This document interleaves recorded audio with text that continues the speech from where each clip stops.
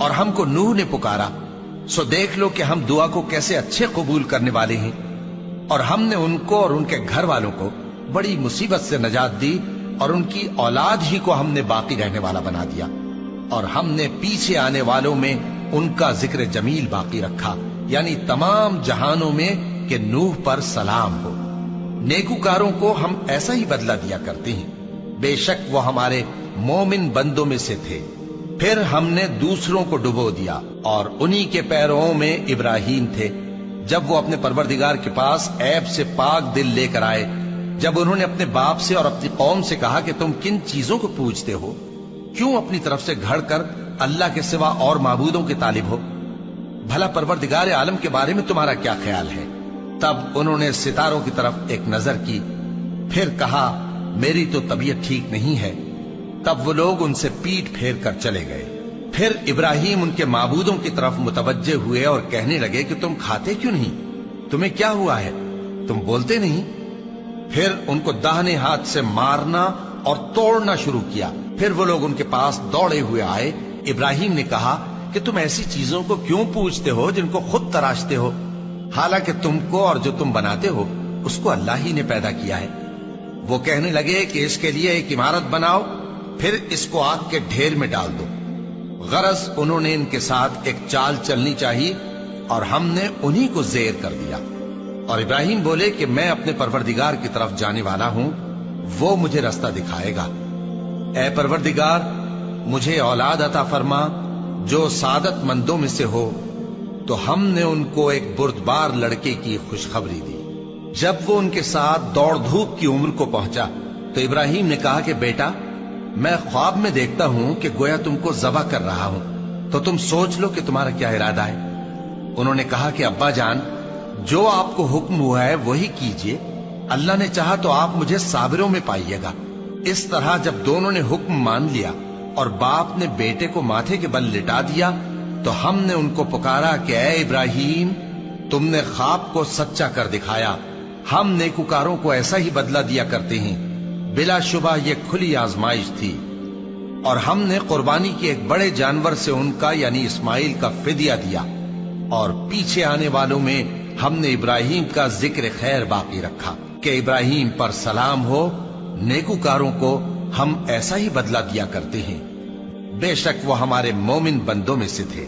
اور ہم نے ان کو اسحاق کی بشارت بھی دی کہ وہ نبی اور نیکوکاروں میں سے ہوں گے، اور ہم نے ان پر اور اسحاق پر برکتیں نازل کی تھیں، اور ان دونوں کی اولاد میں سے نیکوکار بھی ہیں اور اپنے آپ پر سراسر ظلم کرنے والے یعنی گناہگار بھی ہیں۔ اور ہم نے موسیٰ اور ہارون پر بھی احسان کیے، اور ان کو اور ان کی قوم کو بڑی مصیبت سے نجات بخشی، اور ان کی مدد کی تو وہی غالب رہے۔ اور ہم نے ان دونوں کو کتاب واضح یعنی تورات عنایت کی، اور ان کو سیدھا رستہ دکھایا، اور پیچھے آنے والوں میں ان کا ذکر خیر باقی رکھا کہ موسیٰ اور ہارون پر سلام، بے شک ہم نیکوکاروں کو ایسا ہی بدلہ دیا کرتے ہیں۔ وہ دونوں ہمارے مومن بندوں میں سے تھے، اور الیاس بھی پیغمبروں میں سے تھے۔ جب انہوں نے اپنی قوم سے کہا کہ تم ڈرتے کیوں نہیں؟ کیا تم بال کو پکارتے اور اسے پوجتے ہو، اور سب سے بہتر پیدا کرنے والے کو چھوڑے دیتے ہو یعنی اللہ کو، جو تمہارا اور تمہارے پہلے باپ دادوں کا پروردگار ہے؟ تو ان لوگوں نے ان کو یعنی الیاس کو جھٹلا دیا، سو وہ لوگ دوزخ میں حاضر کیے جائیں گے۔ ہاں، اللہ کے چنے ہوئے بندے مبتلا عذاب نہیں ہوں گے۔ اور ان کا ذکر خیر بعد میں آنے والوں میں باقی رکھا کہ الیاسین پر سلام ہو۔ ہم نیک لوگوں کو ایسا ہی بدلہ دیتے ہیں، بے شک وہ ہمارے مومن بندوں میں سے تھے۔ اور لوط بھی پیغمبروں میں سے تھے، جب ہم نے ان کو اور ان کے گھر والوں کو سب کو عذاب سے نجات دی، مگر ایک بڑھیا کہ پیچھے رہ جانے والوں میں تھی۔ پھر ہم نے اوروں کو ہلاک کر دیا، اور تم دن کو بھی ان کی بستیوں کے پاس سے گزرتے رہتے ہو اور رات کو بھی، تو کیا تم عقل نہیں رکھتے؟ اور یونس بھی پیغمبروں میں سے تھے، جب وہ بھاگ کر بھری ہوئی کشتی میں پہنچے، پھر انہوں نے قرع ڈلوایا تو ٹھہرے پھینکے جانے والے، پھر مچھلی نے ان کو نگل لیا، جبکہ وہ اپنے آپ کو ملامت کرنے والے تھے۔ پھر اگر وہ اللہ کی پاکی بیان نہ کر رہے ہوتے تو اس روز تک کہ لوگ دوبارہ زندہ کیے جائیں گے اسی کے پیٹ میں رہتے۔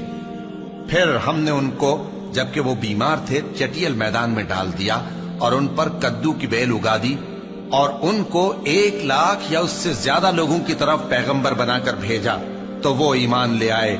सो हम भी उनको दुनिया में एक वक्त मुकर्रर तक फायदे देते रहे। उनसे पूछो तो कि भला तुम्हारे परवरदिगार के लिए तो बेटियां हों और उनके लिए बेटे, या हमने फरिश्तों को औरतें बनाया और ये उस वक्त देख रहे थे। देखो, ये अपनी झूठ बनाई हुई बात कहते हैं कि अल्लाह की औलाद है, हालांकि ये झूठे हैं। क्या उसने बेटों के मुकाबले में बेटियों को पसंद किया है? तुम कैसे लोग हो, किस तरह का फैसला करते हो? भला तुम गौर क्यों नहीं करते? या तुम्हारे पास कोई वाज़ेह दलील है? अगर तुम सच्चे हो तो अपनी किताब पेश करो। और उन्होंने अल्लाह में और जिन्नों में रिश्ता ठहरा लिया, हालांकि जिन्नात जानते हैं कि वो अल्लाह के सामने हाजिर किए जाएंगे। ये जो कुछ बयान करते हैं अल्लाह उससे पाक है, मगर अल्लाह के चुने हुए बंदे मुब्तलाए अजाब नहीं होंगे। सो तुम लोग और जिनको तुम पूजते हो अल्लाह के खिलाफ किसी को बहका नहीं सकते मगर उसी को जो जहन्नम में जाने वाला है। और फरिश्ते कहते हैं कि हम में से हर एक का एक मकाम मुकर्रर है, और हम सफ बांधे रहते हैं और हम तस्बीह करते रहते हैं। और ये लोग कहा करते थे कि अगर हमारे पास अगलों की कोई नसीहत की किताब होती तो हम अल्लाह के चुने हुए बंदे होते। फिर उससे कुफ्र करते रहे, सो अनकरीब इनको इसका नतीजा मालूम हो जाएगा। और अपने पैगाम पहुंचाने वाले बंदों से हमारा वादा हो चुका है कि वही मुजफ्फर व मंसूर होंगे और हमारा लश्कर ही गालिब रहेगा। तो एक वक्त तक इनसे मुंह फेरे रहो और इन्हें देखते रहो, ये भी अनकरीब कुफ्र का अंजाम देख लेंगे। क्या ये हमारे अजाब के लिए जल्दी कर रहे हैं? मगर जब वो इनके आंगन में आ उतरेगा तो जिनको डर सुनाया गया था उनके लिए बुरा दिन होगा। और एक वक्त तक इनसे मुंह फेरे रहो और देखते रहो, ये भी अनकरीब नतीजा देख लेंगे। ये जो कुछ बयान करते हैं तुम्हारा परवरदिगार जो साहिब इज्जत है उससे पाक है। और पैगंबरों पर सलाम और सब तरह की तारीफ अल्लाह रब्बुल आलमीन के लिए है।